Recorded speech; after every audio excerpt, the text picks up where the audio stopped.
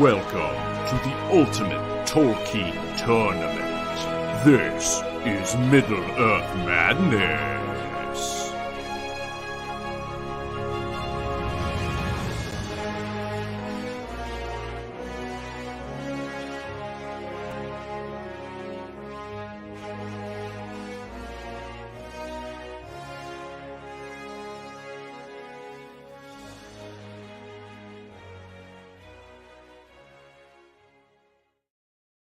Yes, welcome back to the Chamber of Death, everybody.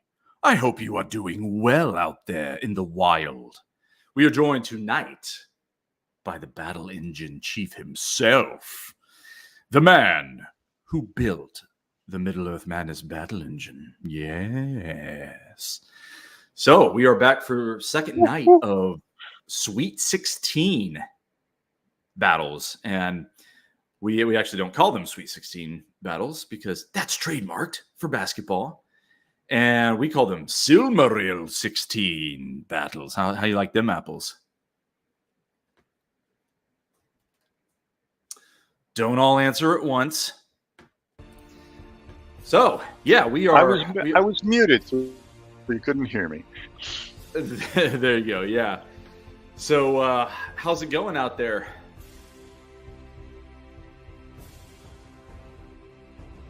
It's all good here? All right. I'm making sure there's no delay there. Sometimes we get a little delay, but... So, first battle of the night tonight is Feanor against Thranduil.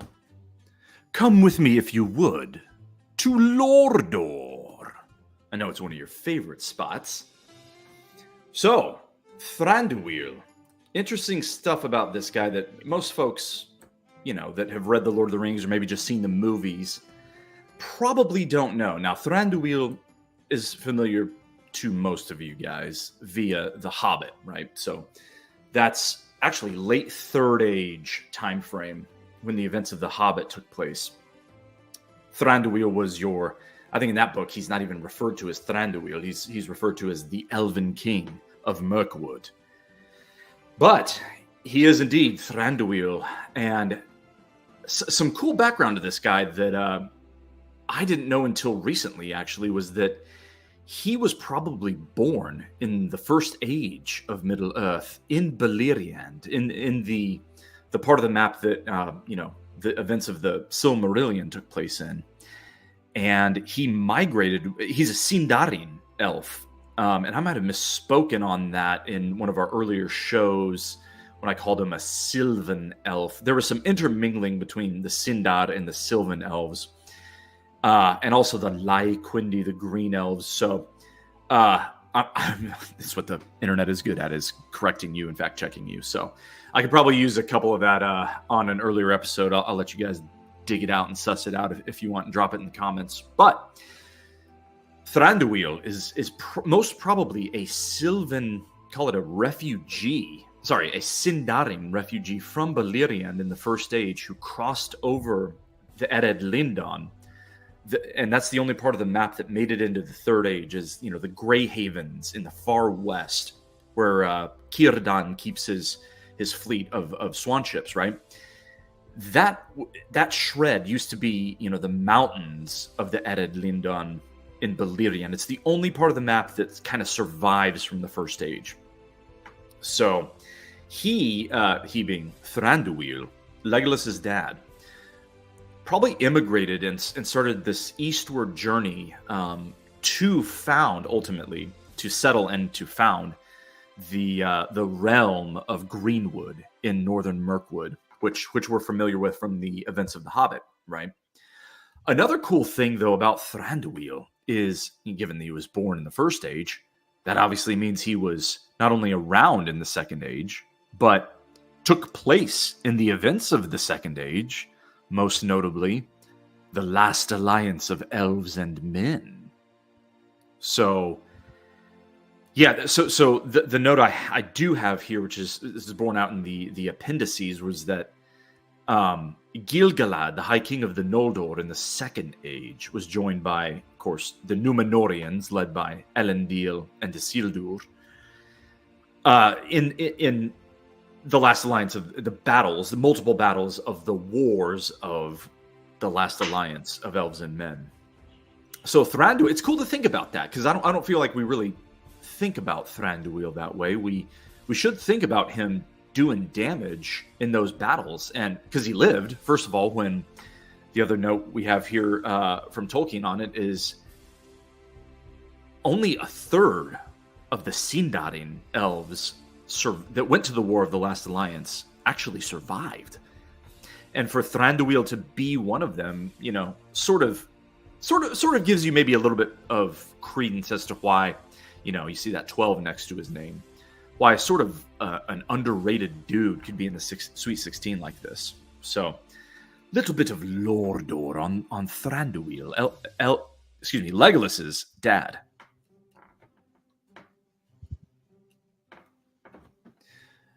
So, with that being said, how do you like this matchup? Did you give the Lordor of Feanor in an earlier episode? I did not. I was going to segue into that by first asking you, that being said about Thranduil, do you think he's got any chance against the mighty Feanor?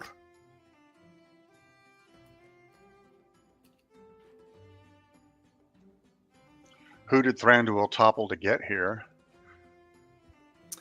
Well, has to have been someone decent. Question. I can show you. How about that? Picture's worth 1,000 words. So let's switch over here and take this off. So the bracket. Thranduil is up here. So, elf on elf damage to get here. First, he slew Maedhros, son of Feanor, in round 1. The 5-12 upset. Then, that's not going to make Feanor happy. No, indeed. He'll have revenge on the mind. And then more elf-on-elf violence. He slays Glorfindel in the second round. And now he's got a third elf lord. So do you sense a pattern? If I try. Uh-huh. Yeah, so that was his path. And Feanor, Grishnak, Azaghal, and now Thranduil. He's made short work out of everyone so far, but he has a 1-seed path, which is it's the easiest path. So not too much to sweat for old Feanor. And before we get to the I can go ahead and put the stats up for everyone. But yeah, before we get to the actual chopping up the stats, gut reaction by you, Engine Chief, on who shall emerge victorious. Well, I really need to look at the stats because I don't remember Maedhros clearly enough. Obviously, a 1-seed's got to be good at everything, right? I mean, Feanor. Sorry, I meant to say Feanor. Yeah, I mean he's pretty stacked. So green line is Feanor. Wow. I like to remind our viewers. Green line Feanor here. Blue line Thranduil. So from the jump, you can see that significant advantages across the board. Only a couple of advantages for Thranduil. Most notably, the piercing. So on that bow, he does have a hell of a bow. So if you look at his piercing value, it's 72. So again, not super elite, not quite Legolas, not quite Beleg. Guys like that, and not the ranged attacks that you see from some of the Maiar who have higher piercing, or dragons, for example, have super high piercing with their fiery blast. But still, 72, no slouch, higher than Feanor's ranged attack. What else? So over here on the left, you can see slight advantage, almost negligible advantages in agility and elusiveness.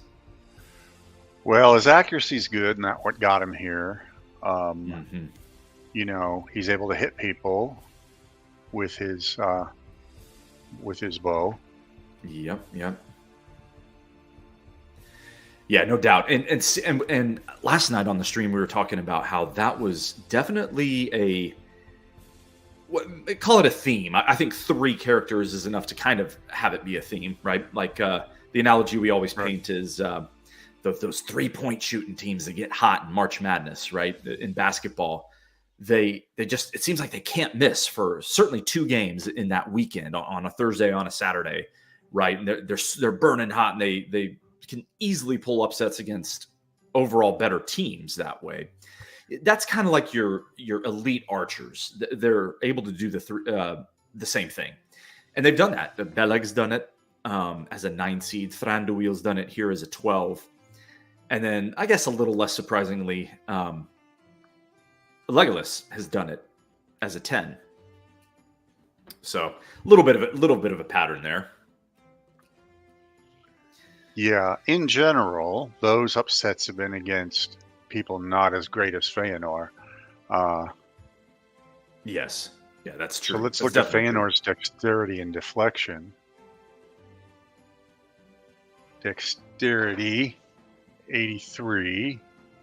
Deflection, 75. Well, those aren't terrific. So, I mean, he can be wounded by arrows. Exactly. Yeah. You answered it before I could ask.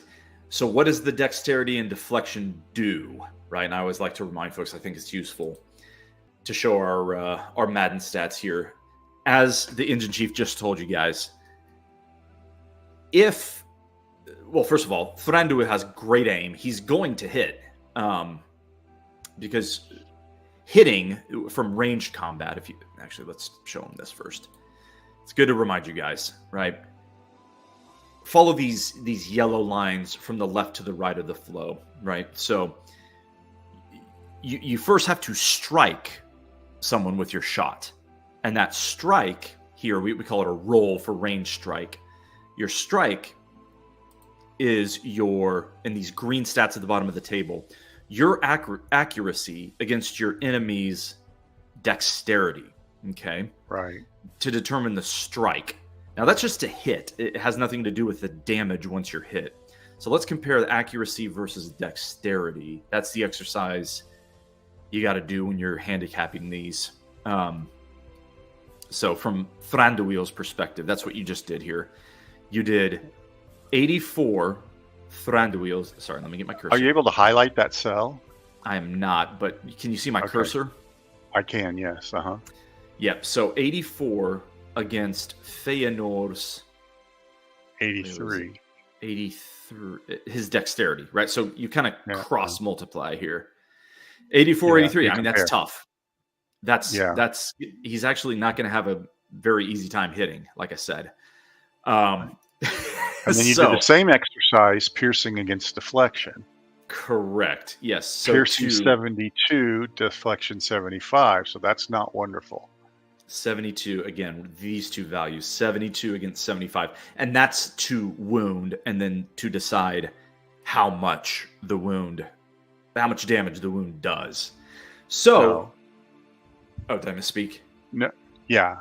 To get through the armor and cause any wound is what that does. Yes. Okay, sorry. So, that's the flow. So you got your strike. The hit then gets through the armor, and then we roll again for the damage phase. And it can be any of these. And, these are just, again, what does tink mean when you see it on the readout in red letters? Well, it's just a funny, humorous way of saying, you scored between 0 and 15% on your hit. But all of these are driven by dice rolls, random chance, and add to that if you would, because you can say it better than me, Engine Chief. All right. Yeah, no, you said it quite well. But you look at this thing. If you go back to the stats table, is a lot of the ranged upsets we've seen are when a better archer than Thranduil is shooting at a guy who's not good at ducking. Yes. And so that, of course, gives him an accuracy. But if you take the table away now and go back to the graph, there's comments up there in the top center, right? Feanor should Yep. be able to do this, this, this, this. Feanor should be able to do that and that. None of them line up good for Thranduil for the reasons you just were going through, right? Yeah, So accurate. we're probably nerding out too much here on the stats. Yeah, look, it's a 1 versus 12 at the end of the day, and that's always a good shortcut to take if you're handicapping a fight. Yeah. But it's Middle Earth madness, and in Middle Earth, the strongest characters don't always win. That's part of the fun here, right?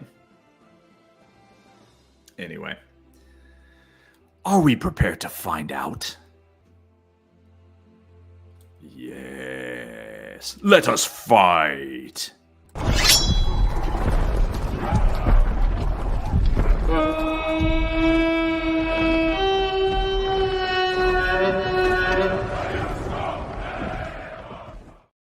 With the first battle of the night, we have Feanor against Thranduil. Let us fight. Thranduil, like all else, has some elusiveness, so he's not going to just stand there and let you chop his head off. Indeed. And look at this, right off the bat, he's forced to use his less favorable weapon, and like his son Legolas, he wields elven long knives. Ineffectively in this case. Feanor comes back, but fails to engage the wily wood elf. Another shot misses. Feanor comebacks, hits, wounds, slight smite, and just like that, 40 points of health off the board for Thranduil. Disadvantage. Can he score a shot with that elven bow? Engages, misses. Another hit by Feanor! Another wound! Slay! And Feanor wins in a beatdown of epic proportions. So, there we have it. Yeah, we did nerd out a little too much in that pregame. Thranduil was forced to use his less favorable weapons 2 out of the 3 times. So on top of all of his other problems, he was using his knife and not getting anywhere. Yeah, but I think you nailed the maybe the most important factor of all in this fight was that Feanor was pissed. He came into this ready because his son had already been upset in round 1 in the 12-5 when Maedhros went down to Thranduil. So there you go. Revenge factor. So first night's in the books, or first fight of the night is in the books. Easy for me to say. Next one, I will let the Battle Engine Bouse, otherwise known as the Engine Chief, give you his off-the-top thoughts on this while I load the next fight in the Battle Engine. I like it. I mean, the upsets are wonderful, but when it goes chalk like this, to get to here and see a 2-3, that means we've got some hard asses here. Yes. Yeah, these are getting to be gnarly, big-time battles, 2-3s. We saw that a little bit last night as well. Yeah, 2 heavy hitters here. We'll get to that more on that in just a second here. But yeah, a dragon. Some interesting lore background on this one, actually, that's worth taking a couple minutes for is... let me get my screen back here. Okay, we're good to go. Yeah, so first stage characters here. So for those of you not as familiar with Silmarillion and first stage stuff, Glaurung was the father of dragons, sort of hand-picked. So Sauron's,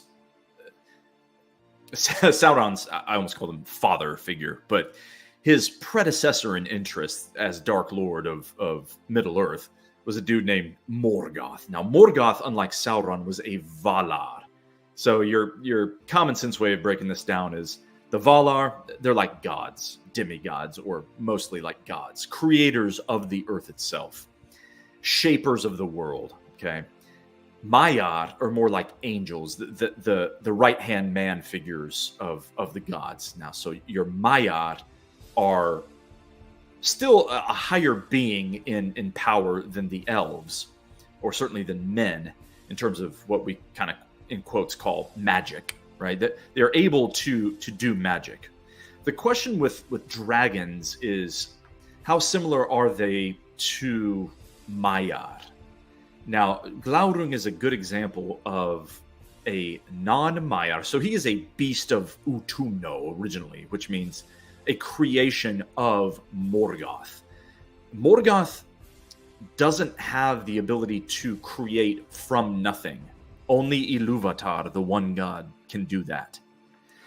But like all the other Valar, he has immeasurable powers, and indeed more power than any of the other Valar, for he is the mightiest of the Valar, which is why it's a bummer that he went astray, right? But from inception, Morgoth was always a power of entropy to himself, right? Which is why I have a tough time calling him evil at heart. He is a destructive force from ab initio, from before the world was made.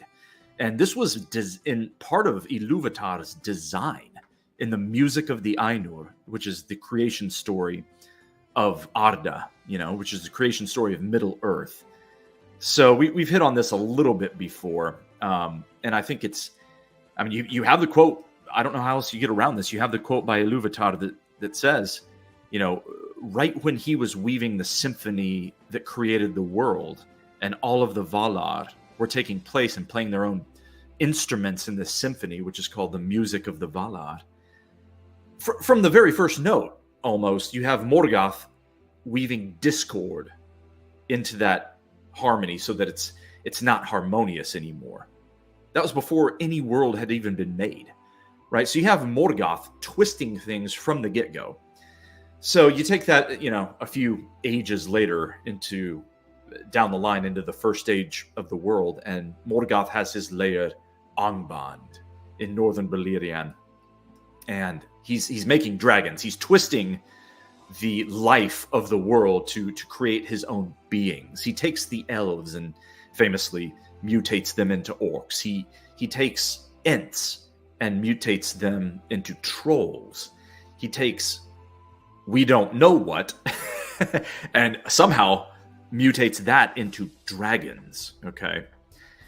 Glaurung is the father of dragons, and as we've talked about previously, he came out, he disobeys Morgoth a little bit and comes out a little over soon and tries to take out a bunch of elves himself when the elves were at their absolute zenith.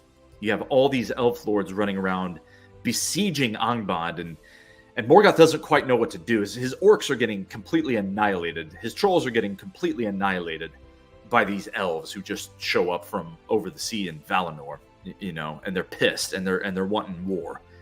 Morgoth, his initial attempts at handling them did not work, and so he's holding back his power. He's holding back his he's keeping his powder dry, right? He's holding back his Balrogs, holding back his dragons. The elves don't even know about dragons yet until Glaurung decides, oh, it's time. I'm going to blunder on out there and see what I can do.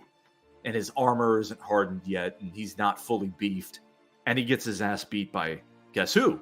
Fingon the Valiant, who you see on your screen right here, rides out with a bunch of horse archers and does such damage to Glaurung with his horse archers that he has to slither back to Angband to lick his wounds for another century or so before he comes out again. So some cool background in this fight here. Fingon, of course, is the son of Fingolfin, the third High Elven king of the Noldor. So the biggest, baddest elf contingency from Valinor. These dudes have seen the lights of the trees. They have, quote unquote, again, magic. You got to think of them a little bit, not just like Legolas doing parkour on an Oliphant in the Third Age. You have to think of them as part Gandalf, part Legolas, honestly, because they've studied under the likes of Gandalf and Saruman, and not just them, but Manwë and Tulkas and Orome. These are gods, right? So they've been amongst the gods. They've been amongst the angels in heaven, and now they're coming back to Earth. They are really tough outs, even for the likes of Glaurung, okay? So, that's Anything to add to that engine chief before we find out on this one, or start looking at the stats and find out? No, can't think of a thing. Cool. So, quick little pregame here. It's worth taking a look at the numbers. All right, green line, Glaurung. Blue line, Fingon. As we welcome Patty Man to the Good stage. evening. How are you, man? Doing pretty good. Just kind of got home recently. Good, man. Well, welcome to a 2-3 matchup. I was listening to the first matchup though. In the car. Yeah. In the car. Yeah, that was a slaughter. That was a total slaughter. It happens. Mm-hmm. Yeah, those 12s, they, that's why they call them Cinderellas, right? The glass slipper break, or what? How's it work? Breaks at midnight, or the something happens at midnight when the party's over, basically, right? Yeah. The spell wears off, or such things. Like yeah. Yeah, there you go. So the dance is over anyway for the 12 seed there. But now Glaurung against Fingon. We're looking for advantages here for. Well, I guess it'd be Fingon, although the disparity in elusiveness and agility. Yeah, I was looking at it. If you think about it from Glaurung's point of view, his accuracy against the other guy's lousy dexterity. Why does Fingon have lousy Wait a minute. No, sorry. Sorry, I was on the wrong row. Accuracy, dexterity, piercing, deflection. Mm-hmm. Yeah, so like all the elves, he's dodgy. Glaurung's going to have trouble hitting him with a blast of dragon fire. Right. If he does hit him, it'll pierce his armor. Yeah. And then how's it go the other way? Melee going the other way. Glaurung's not very elusive, so you can whack at him with your blade.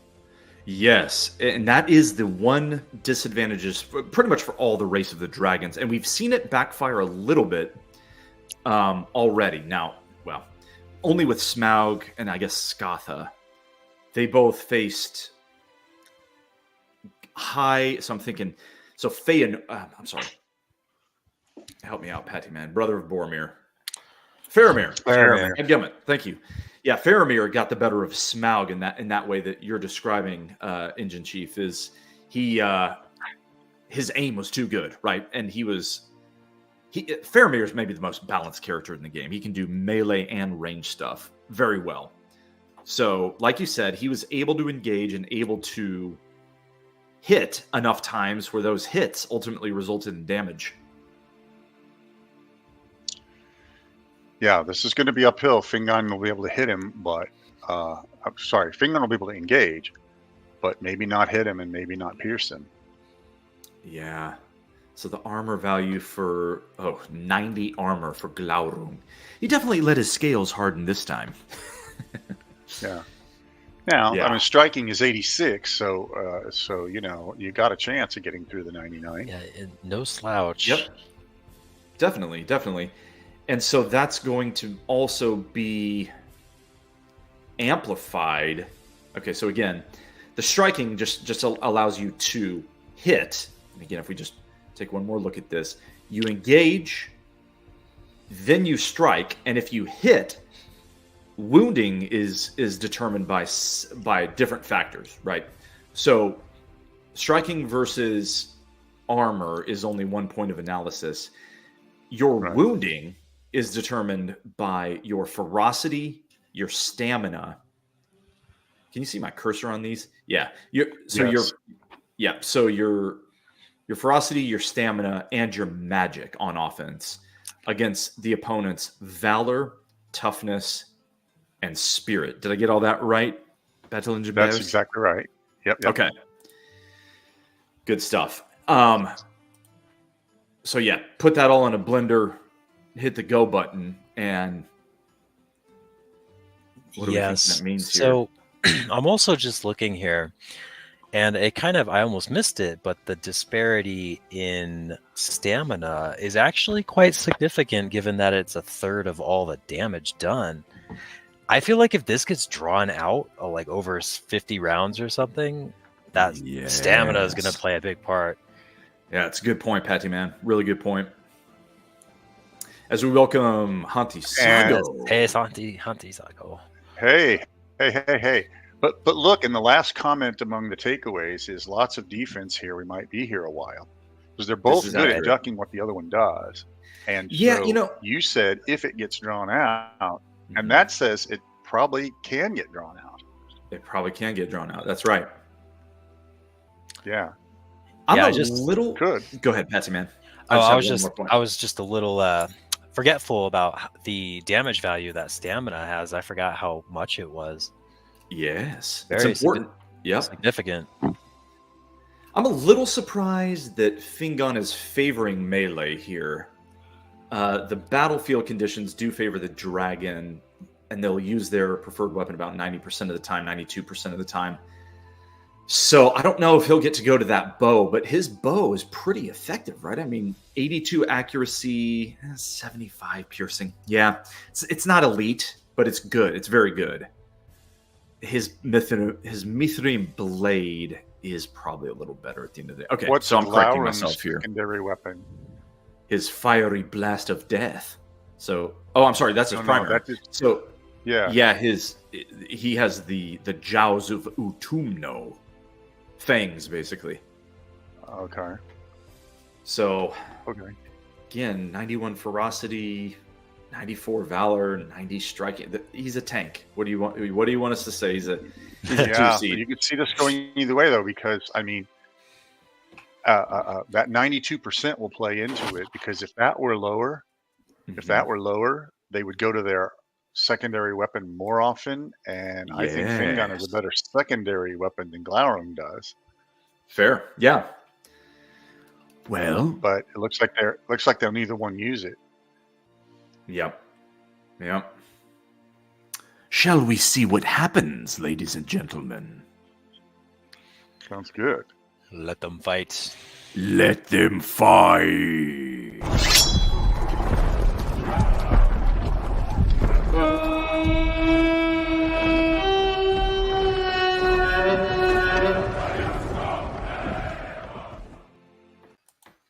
Glaurung against Fingon the Valiant. Let us fight. Glaurung attacks first with dragon fire, but fails to penetrate. Fingon comes back, misses. Glaurung misses. Fingon misses. A hit! But how much damage does the dragon do? A fell stroke off the bat. Heavily hewed. Wow. Are we facing another beatdown, perhaps? So much for being quick. But it is not over yet, Patty. Not yet. Let us see if Fingon can get back in the fight. Take off the armor. Does not wound with the blade of Mithril. Can Glaurung finish it? Misses. Another chance for Fingon. Misses. Glaurung hits. No damage. Fingon has a chance. Can't hit. And they're dancing. A hit, but no damage. Glaurung, a slight wound. Barely any damage. Fingon needs to put up here if he's going to last in this fight. He needs a fell stroke. Can he land one? Not that time. Glaurung coming back. Dragonfire misses. Fortunate for Fingon. But can he do any damage at all? A hit! A wound! Slight smite, and there you have it. Respectable. Some blood has been spilt out of the beast of Morgoth. At least a little. Still a significant advantage through 16 rounds for the dragon. Now let us see if he can finish the wee elf. A hit! A wound! But barely any damage. Tink! Alright, another chance for Fingon, the Valiant, to be valiant. Whiff! The dragon comes back, also misses. Here we go. Nope. No damage. Another wound by the beast. Wow. He's hanging in Amazing. there, isn't he?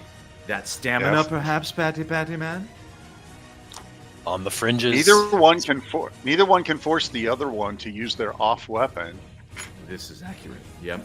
Hadn't happened yet. Hasn't happened yet. Still hasn't happened. Can Fingon land another blow? A hit! A blow! How much? Slay! Oh! Decapitation and Fingon wins. Straight through the heart. Wow. And you Yes. you often use the word slain loosely. Like when somebody's like Fingon, it wouldn't have taken much of a blow there to kill him. Even though the wound would have been a slight smite, it would have finished him, right? But this Yeah. was a literal slain. I mean, if it had been the first act of the entire battle, it would have just been slain, over with, death done, stroke. finished. Yeah, Death and it stroke. was with his blade. It wasn't an arrow through the eye or anything like we typically see, like that half-court buzzer beater. It was with the blade of Mithrium, just as in the lore. Turin, son of Húrin, was the guy who ultimately slew Glaurung, also with a sword. Through Who the was? belly. Turin. Turin. Okay. And what's Yeah. he a seed in this tournament? He was a 7, but he's been slain. Yes, but okay, interesting. Actually, I think he was slain by Glaurung in the very last battle, leading up to this. So interesting there, some overlap. Now you got me curious. I want to go back to the bracket here for a second. Good evening. Monty, Stago, did you catch that one? I did not. No, sorry, I was in the kitchen doing something. No. Oh, good. Yeah, so Glaurung slew Turin to get here. Oosh. And then, Ooh. I don't know if you just got that, but Fingon was behind. And with a single death stroke, vanquished the beast. Whoa. So wait, so is it so Glaurung versus Fingon, or is Feanor against Fingon in the Elite Eight. Oh dang. I was kind of We rooting just for watched Glaurung. Fingon do an amazing thing. Fingon got hit a bunch of times, and each time he got hit, it was a tink. Yep. And so he survived to keep trying, and eventually, in one stroke, slew the dragon. It was very calculated. Yeah. Nice. That's kind of what we were hoping for Boromir yesterday, I guess. I know. But- It couldn't quite pull it off, right? Sweet. So Fingon So- versus Feanor. Is the big black the only dragon left? No. So we still got Oncaligon and Glaurung. We don't have Oh, Glaurung now. Glaurung is dead. Oh, I'm sorry. Sorry, I was looking right at him when you asked that. Yes, so the big black is now the only dragon left. Correct. Okay. Disregard anything I say when I'm trying to pull up the next battle. Who's fighting next? We got Luthien against Beleg. Where is Beleg?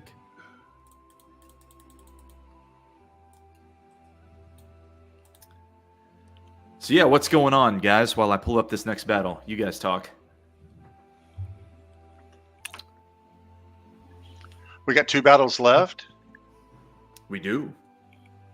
Okay. I hope I can stay from both.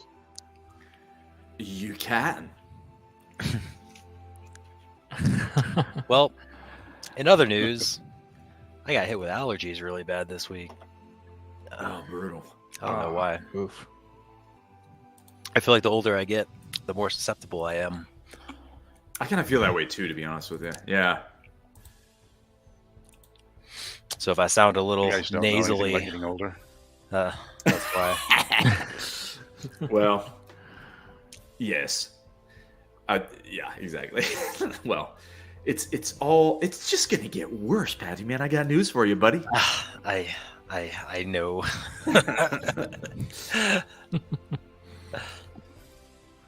So yes, our next fight of the night, we've got more elf on elf crime, or half elf, half Maya violence against a pure Sindarin elf. Now, we touched on this from the Lordor angle a little bit last time. These two actually did intersect paths in the first stage as well. In the first stage in Beleriand, they are both from the same kingdom. Again, we were talking a little bit about Thranduil's background earlier in the show, and these two, like Thranduil, are Sindarin elves. Now, these are the elves that never made it across the sea to Valinor to learn and study and live amongst the gods and the angels, so to speak, the Valar and the Maiar. So, one of the most interesting debates in Tolkien lore is, well, does that make them pussies? Right? Because they never got all those cool lessons and stuff. And the answer is, in a way, kind of, but maybe not. Right? So not very helpful. They have their own skills, right? They don't have the spell casting, if you will, abilities that are actually very rarely on the page in Tolkien, right?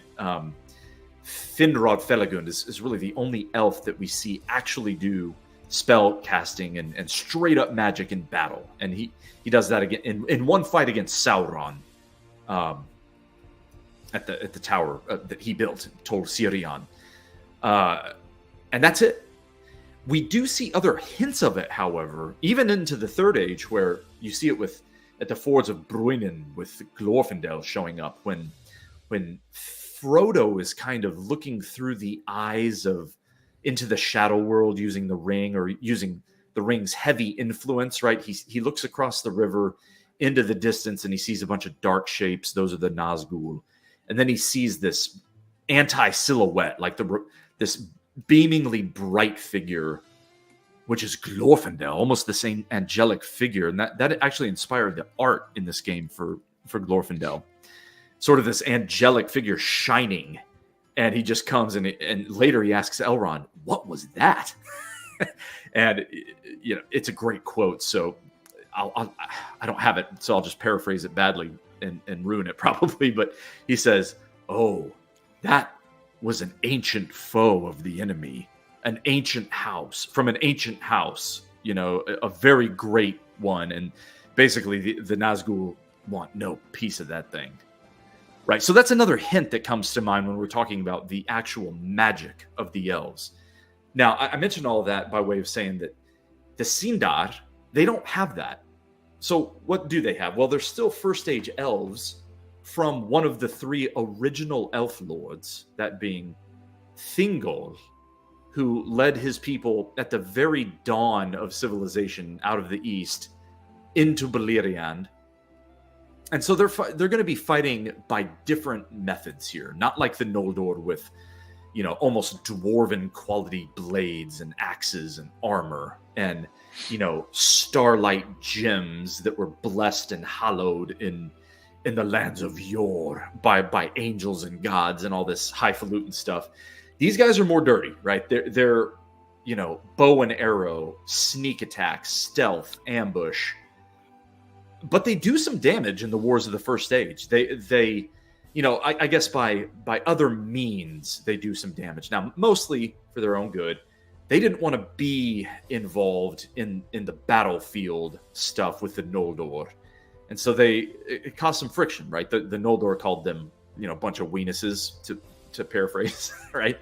and they countered by saying, you guys are just you're crazy with this whole war and this oath of Feanor and all this. And meanwhile, one of the Maya is living amongst the Sindar in Menegroth, and that's Luthien's mom.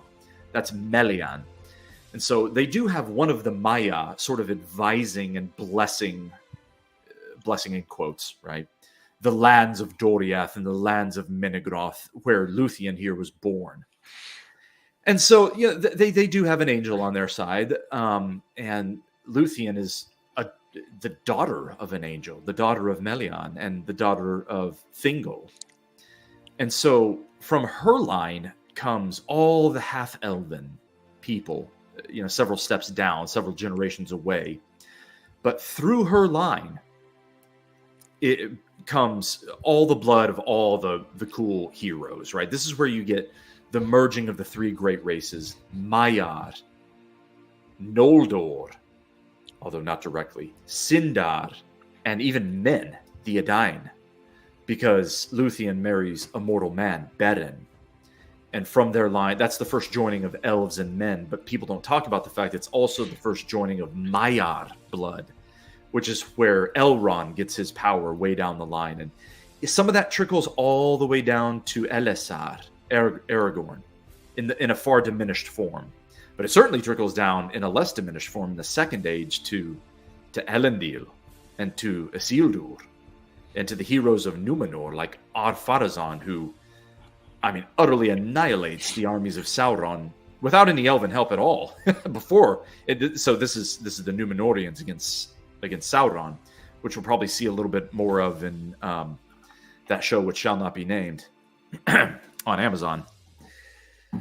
So I think one of the more interesting facets of Beleg is his involvement and how he kind of gets wrapped up in the fate but the tragedy of Anglicel, the Black Sword.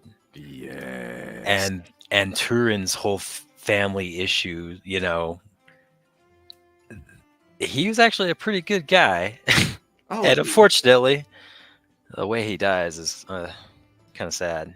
Oh, dude, to understate it, right? I mean, that whole story, and Patty Man's referring here to the the children of Húrin, which is a sub chapter.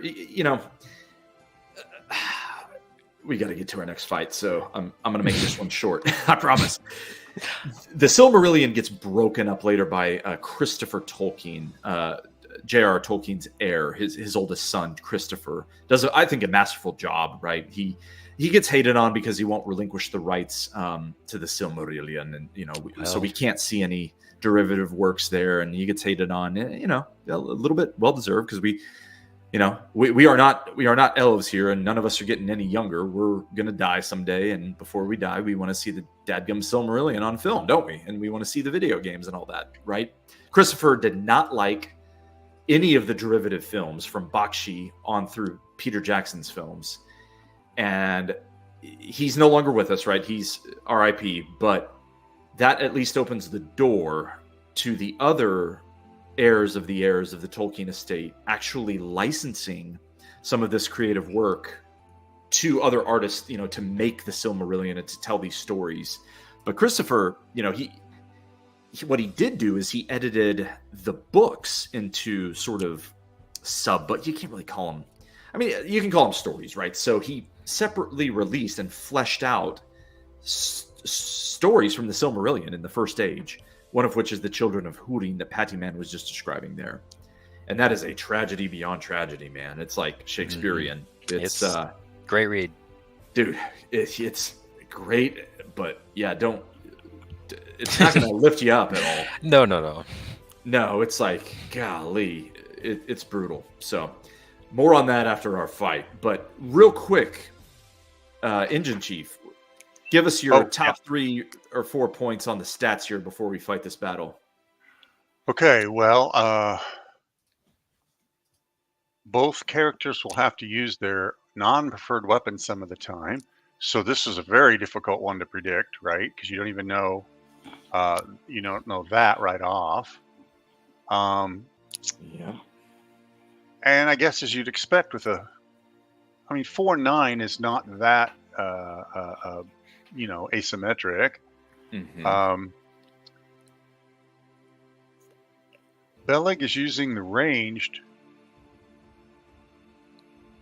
even though he should be able to get wounds in when he's using when he's going to melee.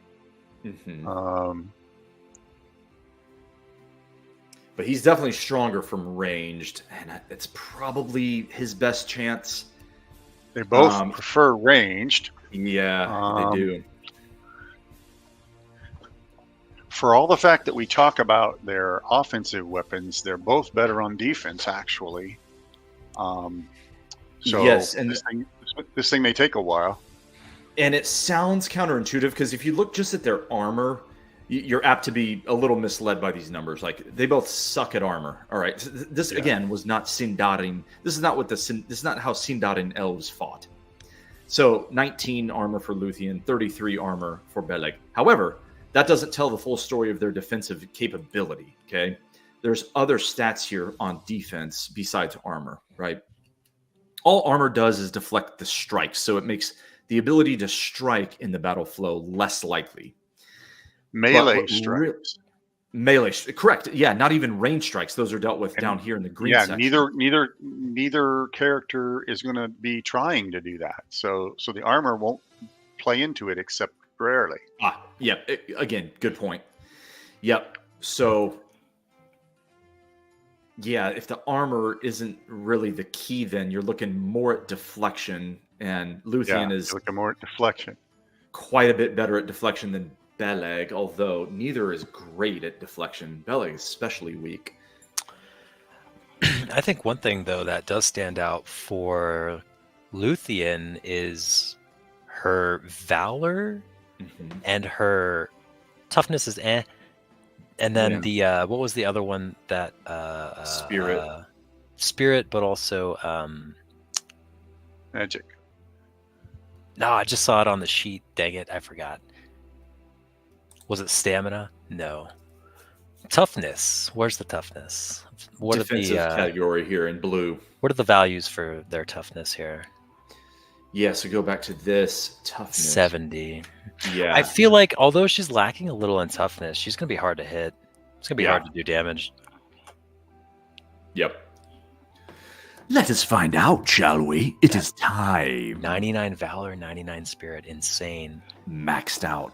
That's that half Maya in your family tree, man. It's a whole different level. Let us fight.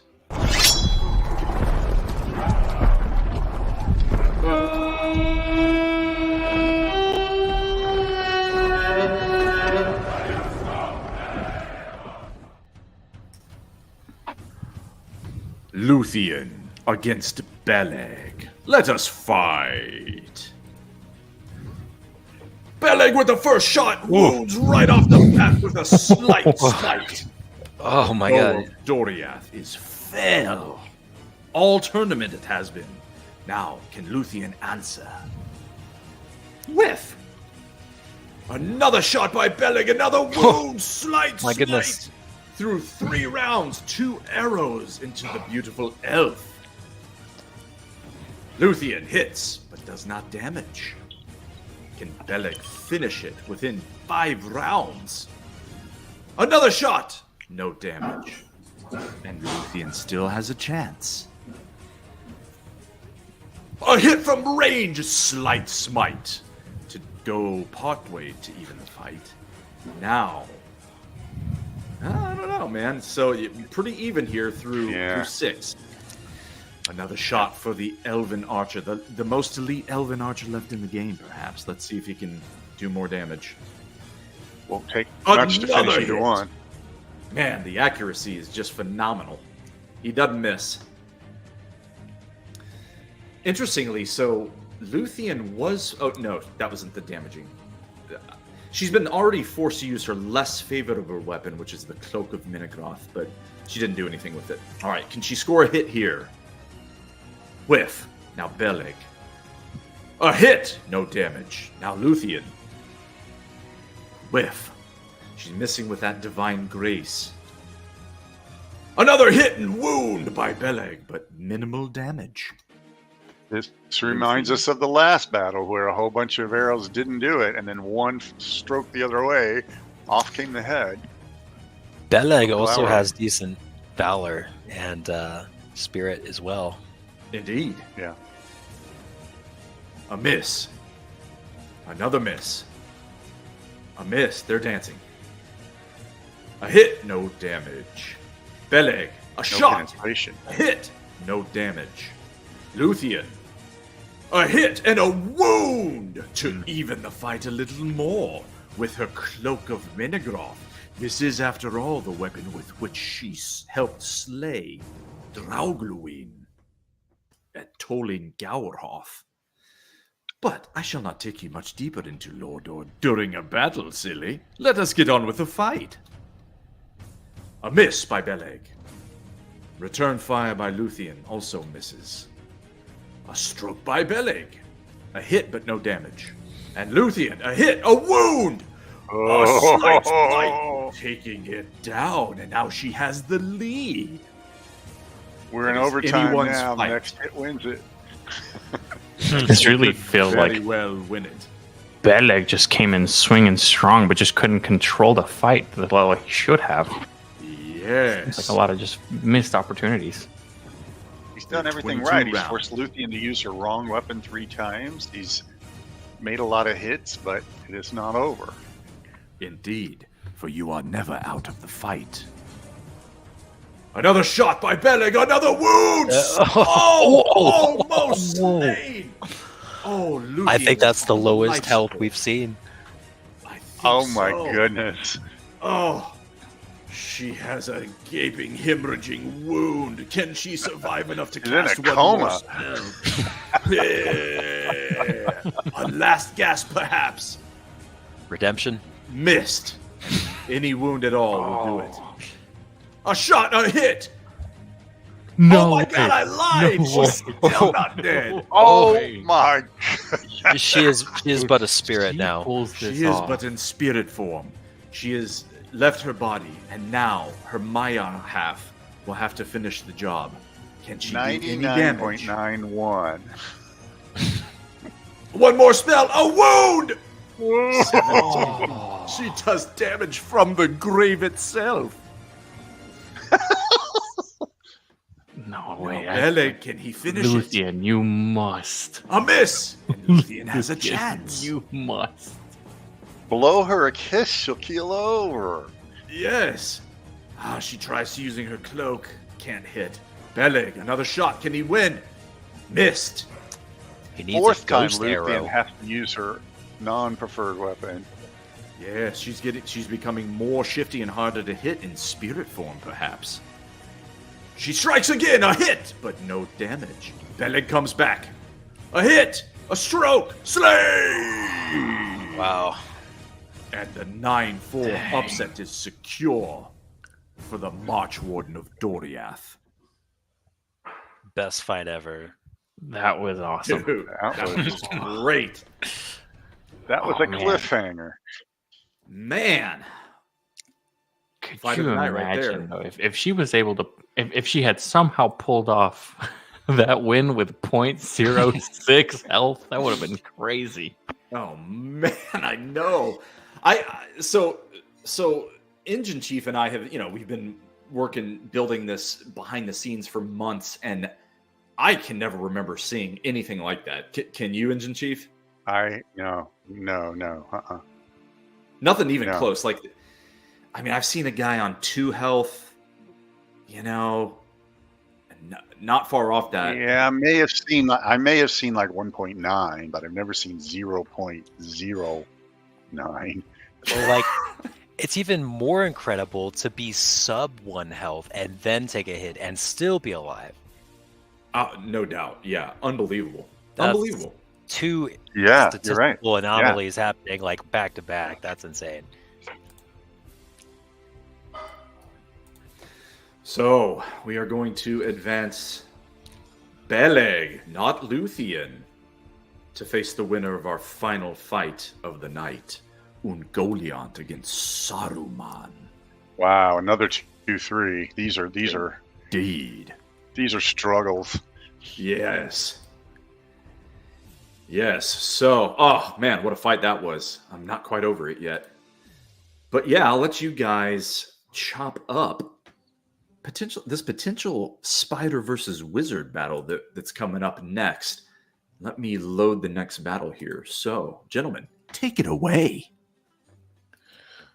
Well, I'm trying to remember. I was impressed with Saruman last time. It was we saw all these reasons why Hurin could possibly do something, and then it was just like, nope. Yeah, I'm trying to remember the stats that Saruman has. Yeah.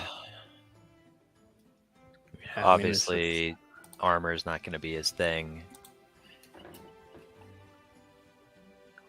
And that's the thing too, is like the fight that Ungoliant had against Dorondor. That was a heck of a fight, right? Like between like two mythical creatures. I don't think either one of them is terribly elusive. No, he's more elusive than I thought he was. Okay. Well, Yes. So that's his Maiar-ness, right? Yes. His armor sucks. That's not what he relies on, but he does. Yeah. I guess you have to think of it less like, an old man jumping out of the way in a tower and more like magic spells to elude with magic any blows that might be struck by the spider, right? Right. Does he have clouds of smoke or light refracting whatever? So he's not where you think he is when you go to hit him. I remember in Battle for Middle Earth, I think. Pretty sure one of the Battle for Middle Earths, Saruman or maybe Gandalf, but the Astari had an ability called Blink. And Blink was a movement ability where you could essentially teleport a small distance away. And that's how I imagine elusiveness. He's just kind of teleporting or like swiftly moving with magic. Yeah, that's a good analog for sure right there. To make it more than just physical, like elusiveness, with his feet, because they take the shape of elderly dudes, right? But it's more than that, right? So, okay, so Engine Chief, I know you got to check out for tonight. Send us away with a quick couple last words here on who you like in this final fight of the evening. Okay. I need better glasses. That's one learning that I've learned, but I can make it a little bit bigger. I don't know. Man, this is this is even for a reason. Like you say, the only thing they're different in is armor, and neither one's going to use it except for maybe 8% of the time. And that's because they both want to fight from ranged up here, right? I don't know. They both strongly prefer range. Exactly. Yeah, and only 8% so of the there's time will they go. two mismatches favoring Saruman. Yeah, exactly.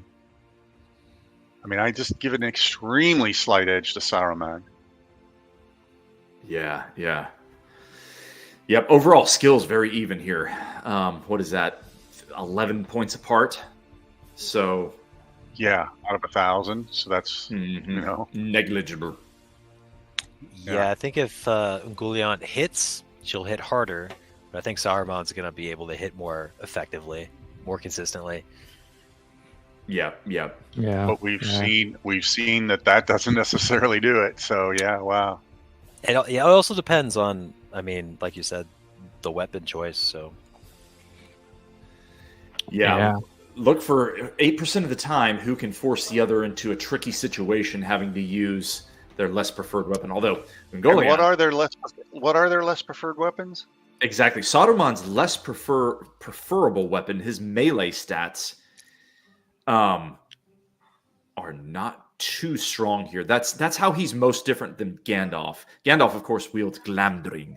Saruman does not have a magic sword. So, whereas Ungoliant still has fangs that are gnarly to deal with. I think that would be her one advantage. Her ferocity is 90 to 65. Her valor is 90 to 88. That one's a wash. Her striking, 96 compared to 72.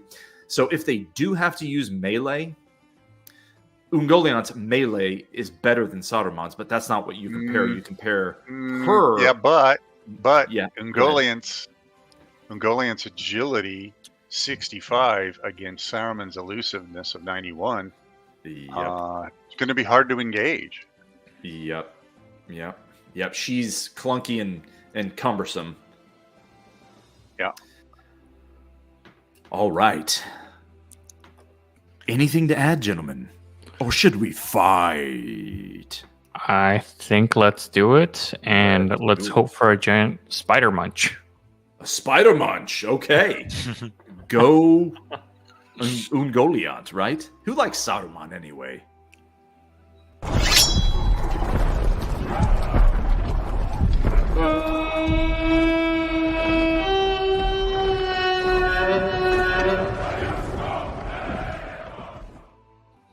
The final fight of the evening, we have Saruman against Ungoliant.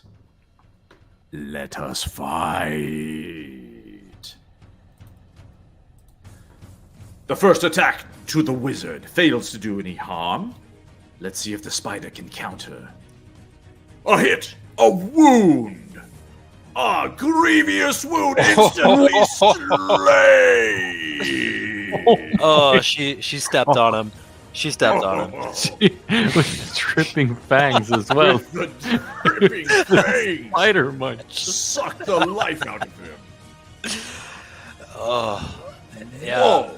Is that the shortest fight we've seen? By far. Yeah, not even close. Ungoliant saying, "Hey guys, why am I a 3 seed here?" Which is to that I'd say, fair point, monstrous bitch. Fair point, indeed. I figured if she would just whack him with melee, it would do some damage. Yeah, yeah. Because if you're thinking of the form she took in the Silmarillion, dude, pinned down Morgoth himself, and really the reason that she's not a higher seed and that she does have some weaknesses is we didn't give her the ultimate form. I think, Patty, you had asked before a good question, which others had asked too. What form of Ungoliant? Like, is this her, pinnacle form where she eats all the light in the world? Almost literally all the light that's been in the world except for the Silmarils. And she's, she swells to such an enormous shape that she's about to destroy one of the gods himself. No, we did not give her that ultimate form, right? But we do know that even in that form, Gothmog and his Balrogs showed up and were able to not slay her, but scare her off enough, drive her away enough to save Morgoth, right? So even in that monstrous form, and what I'm doing here is explaining, to people why she's a 3, because you really could argue that she's a 1, let alone a 2, right? So we actually had her as a 2 for most of our seeding experience until we did some more in-depth testing, like 1,000-fold fights against other 2s and 3s like Elf Lords and Mayad and your top-notch heavy hitters. And we just couldn't give her the Madden stats she would have needed to be on that level. Does that make sense? Yeah, I think that's a fair interpretation. Having her at maximum power in the tournament would be not as fun. Yeah. Yeah, and we're open to doing it a little different in the future. Future tournaments, we might tweak the stats a little and give her full beef mode, but I kind of doubt it. I kind of like her as a 3. Maybe in a bracket of all Valar. Yeah, something like that, right? Yeah, that would be a fun extra character, right? Mm-hmm. Just like a Valar cat tournament, and yeah. then you add an Ungoliant with the Light of the Tree and Tom Bombadil. I don't know. Yeah. Yeah, that's actually a good example because those are the 2 most famous characters that are like, what the hell are these things? True. Nobody knows. How do you deal with that, right? Tom more so than Ungoliant. I guess with Ungoliant, at least we know that she descended from beyond, like the void. She descended from the void, which tells you, in my opinion, that tells you Maiar or Valar. Okay. And we know that she's not a Vala because those are pretty much all accounted for, which we also know. The Maiar, however, are not all accounted for.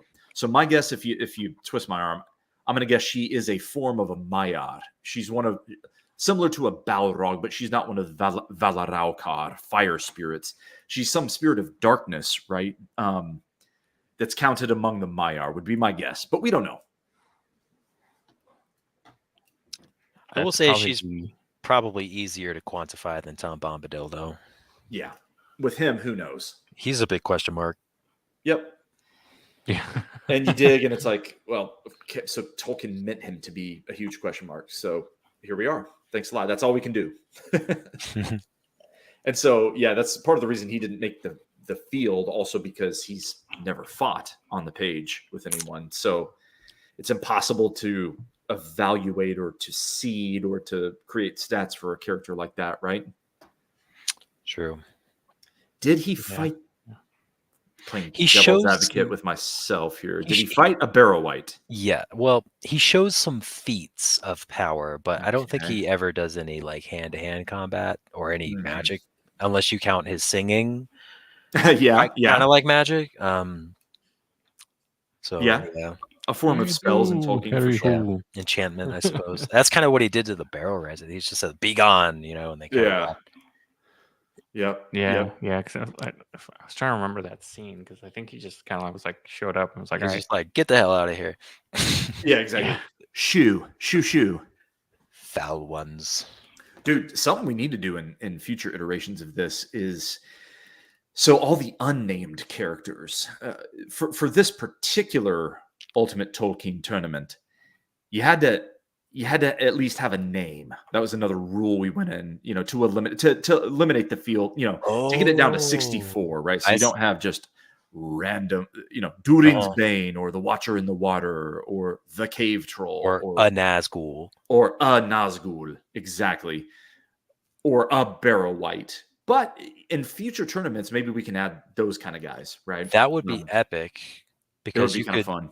I always thought it would be cool to take like, for example, a guard of the tower, and put him in a bracket with a Rohirrim and then like a Nazgul, whatever.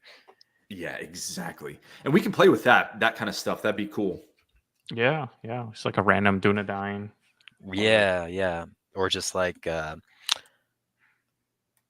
what were they called? The Numenorian. I forget. They had a name. Numenorian soldiers or Oh, I'm thinking of the Kingsmen. That was a different thing.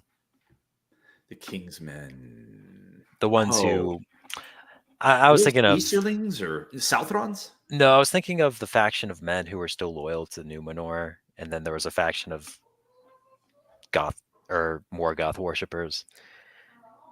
But I thought they had a special unit. I just forget.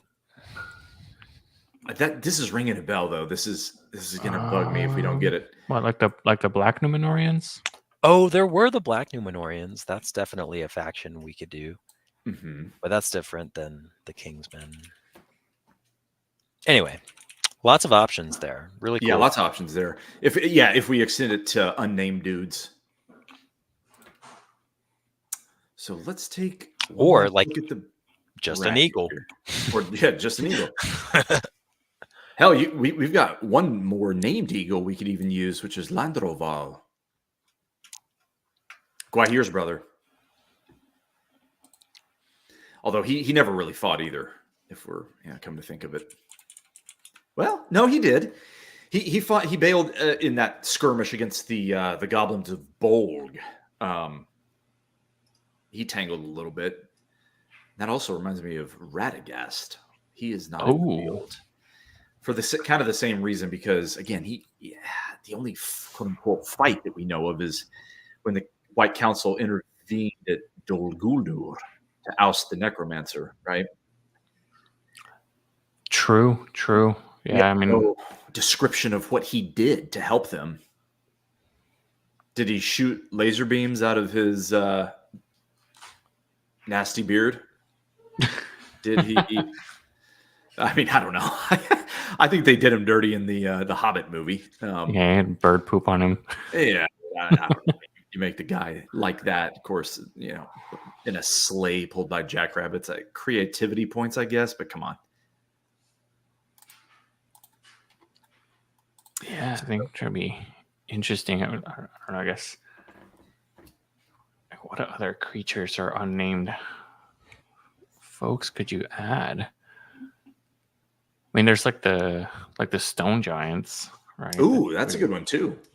What about the the Watcher? I think is one of them, but they're just unknown beasts. What are they called? Yeah, I know what you're Forget. talking about too. The unnamed, the unknown beasts. Exactly. Yeah, you have to get real creative though, because are they ever even described with any I don't know. specificity? Yeah.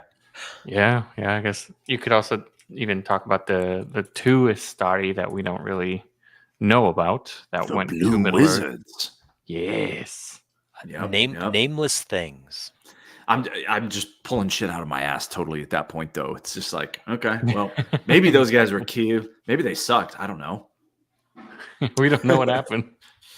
But hey, that's the cool thing about fanfic, right? Is you can run with stuff like that. The untied loose ends of the story. Absolutely. Anyhow, one last look at the bracket here. So we advanced Feanor over Thranduil. And he will take on Fingon, who slew Glaurung in the Elite Eight. Moving down here. Beleg in an awesome fight. Fight of the night. Slew Absolutely. Luthien. Yeah, hands down the fight of the night. No doubt. So we have a 9 seed in the Elite Eight, which is pretty cool. Really cool. Against Ungoliant, who just destroyed. Destroyed isn't even... Who else did Beleg have to go through? Dude, so look at Beleg's path. He started out with Aragorn, no slouch. Oh, no slouch. Then he got a little bit of a favor here from Meri, who miraculously slew Gothmog. And so that was, he just dominated Meri. But then, as we just saw, he had Luthien, also no slouch. And just, dude, he's the best archer in this bracket, right? And we addressed how good Sindarin elves are at archery, because they don't fight like the Noldor. So kind of cool that he made it that far, right? Absolutely. So that's our Elite Eight. So I'll show folks one more time the other side of the bracket. These guys fought yesterday. So the Elite Eight is pretty chalky in this region over here. We have Sauron and Calagon, the favored matchup. Then moving up here to the top in the Beleriand region, we do have another upset-minded dude here. Legolas slithered out of this lower section to take on Eärendwe, who cruised. So yeah, Legolas, kind of like Beleg. Kind of, yeah. He pulled the upset here and then got a favor here by Ugluk, who had eliminated Gandalf in the first round. Legolas then cruises past Ugluk, pulls the, not really even an upset, just beats Boromir, and here he is. And that is our Elite Eight. Legolas Beleg for the championship. Is that who you got? You picking it? That would be insane. That would be so insane. That'd be great. That'd be freaking great. And then I have to answer questions like, well, are they distantly related? Because with elves, it's tough, man. They might be. Because they don't die. So it's like, dude, that's my great uncle twice removed on my mom's side, and I'm fighting him in the championship. And you're like, dude, that's crazy. It's gonna be Ungoliant and Kagalon. Yep. Spider versus Dragon in the final? Spider versus Dragon for the final. Zeus.